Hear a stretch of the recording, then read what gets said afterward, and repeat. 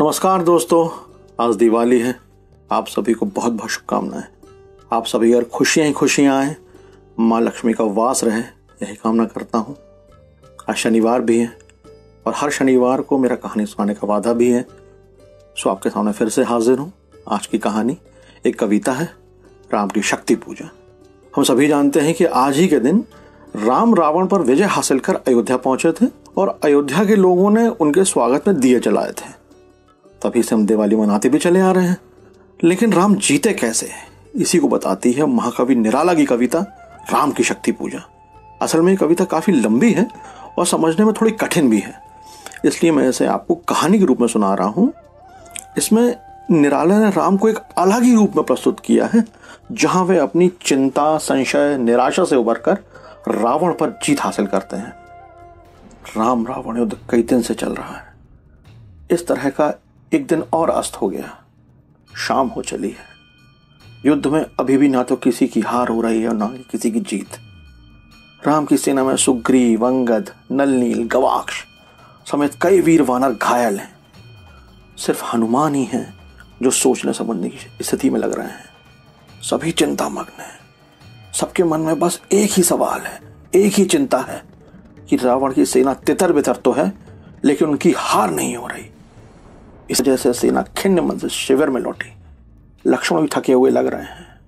शिविर में आते ही लक्ष्मण ने मुकुट उतारा और बाल खोल लिए। लक्ष्मण की आंखों में चमक नहीं है, एक तरह का अंधियारा छाया हुआ है। रात हो चली है, लेकिन लक्ष्मण की आंखों में नींद नहीं है। वे एकटक तारे देख रहे हैं कि कहीं से कोई रोशनी किरण दिख जाए। सुबह के युद्ध का परिणाम अपने पक्ष में हो, इसलिए सभी ने बैठक कर कोई नई योजना बनाने का निश्चय किया है। सभी वीर लक्ष्मण, हनुमान, सुग्रीव, अंगद, नलनील, गवाक्ष एक पर्वत पर इकट्ठे हुए हैं।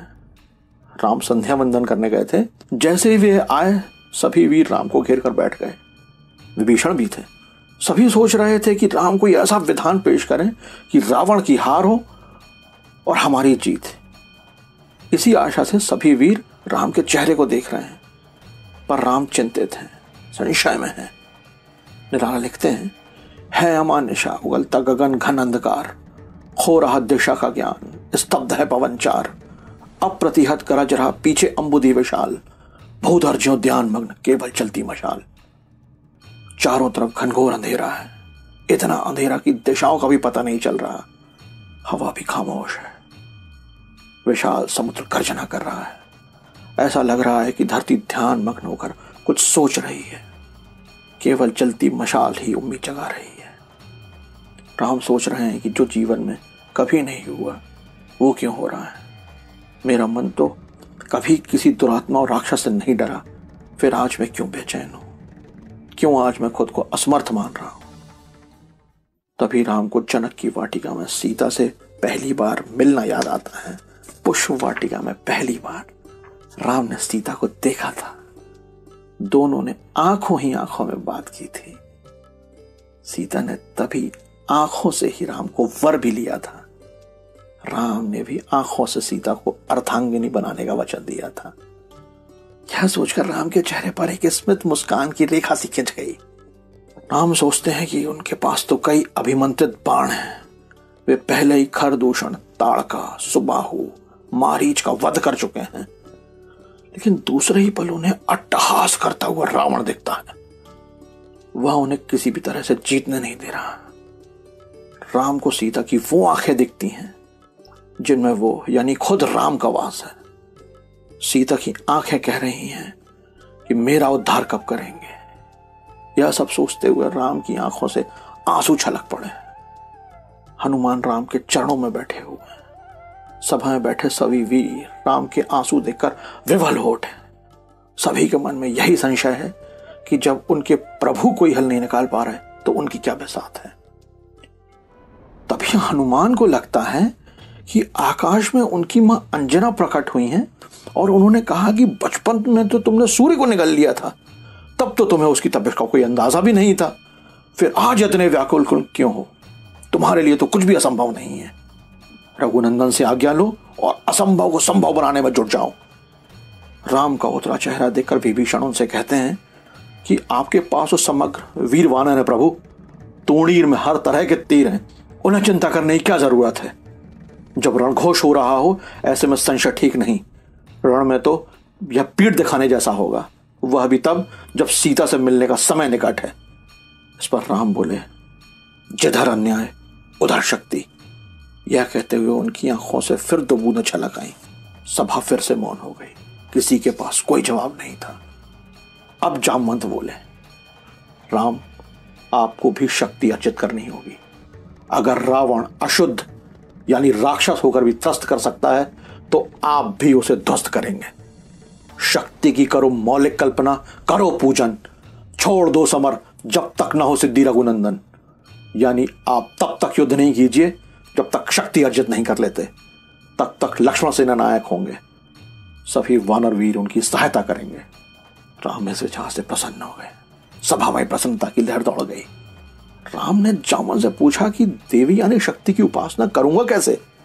जामवंत ने उन्हें समझाया कि सामने जो आप हरितिमा युक्त पर्वत देख रहे हैं उसे देवी की तरह माने। मंत्र का जाप करते हुए कम से कम आपको 108 एक खास तरह के कमल के फूल उन्हें चढ़ाने होंगे। कमल कल लाने का काम हनुमान को सौंपा गया। राम काज हो और हनुमान सफल ना हो, यह तो असंभव है। हनुमान तय समय पर कमल लेकर पहुंच गए। राम ने देवी दुर्गा की पूजा शुरू की। हर मंत्र के बाद एक कमल देवी को अर्पित करना है। राम की आंखें बंद हैं। मंत्र खत्म होने के बाद वे अपने बगल में रखे कमल को देवी को अर्पित कर रहे हैं। 107 कमल अर्पित कर चुके हैं। रात का दूसरा पहर बीत चुका है। राम की आंखें बंद हैं, वे लीन हैं। मन में विश्वास जगह की अब तो सिद्धि होने ही वाली है। तभी देवी दुर्गा प्रकट होती हैं और परीक्षा लेने के लिए अंतिम कमल लेकर चली जाती हैं।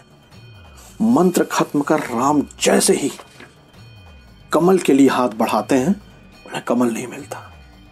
फिर चिंता में आ जाते हैं। सोचते हैं क्या सब निरर्थक हो जाएगा, क्या सिद्धि नहीं हो पाएगी। हाय, प्रिया का उद्धार ना हो सका। तभी उनके चेहरे पर फिर मुस्कुराहट कौनती है। उन्हें याद आता है कि मां तो राजीव लोचन कहती है मुझे, यानी मैं कमल जैसी आंखों वाला हूं। मैं देवी को दोनों आंखें ही अर्पित कर देता हूं। यह सोचते ही आंख निकालने के लिए उन्होंने कटार निकाली और देवी अपने सभी रूपों में प्रकट हो गई। राम ने हाथ जोड़कर उन्हें प्रणाम किया। देवी ने उद्घोष किया, होगी जय, होगी जय, होगी जय, हे पुरुषोत्तम नवीन। इतना कहकर महाशक्ति राम में लीन हो गई। दोस्तों, ये नए राम थे, चिंता संशय से रहित, शक्ति से परिपूर्ण। बस यही थी कविता की कहानी। दोस्तों, हम सोचते हैं कि हमारे पास साधन कम है, हम फला काम कैसे कर पाएंगे, ये कैसे हो पाएगा, ये तो हमारे बस में है ही नहीं। लेकिन ऊंचाई, सफलता यूं ही नहीं मिलती।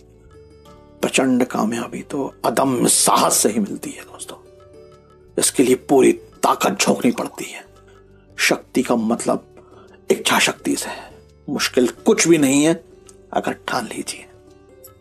राम लक्ष्मण घनघोर जंगल में नंगे पैर वानरों की सेना लेकर समुद्र पार कर जब रावण को हरा सकते हैं तो कुछ भी हो सकता है, सब संभव है। बस निराशा छोड़नी होगी और सोई शक्ति को जगाना होगा। अगले हफ्ते शनिवार को आनी के YouTube चैनल पर फिर एक कहानी लेकर आऊंगा। तब तक के लिए अलविदा।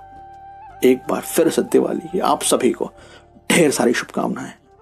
जय हिंद।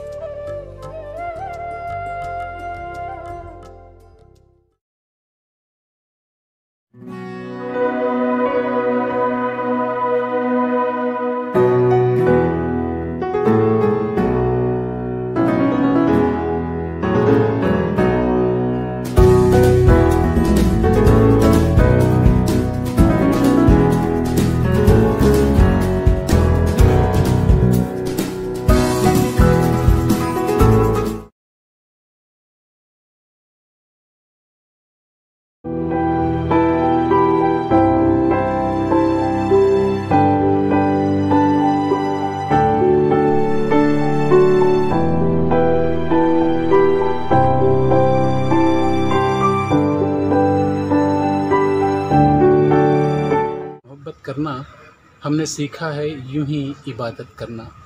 मैं जब भी आश्रय आता हूँ तो मंदिर नहीं जाता, मैं जब भी आश्रय आता हूँ तो मंदिर नहीं जाता। ईश्वर का स्वरूप दिखाई देता है इन बुज़ुर्गों के चेहरे पर।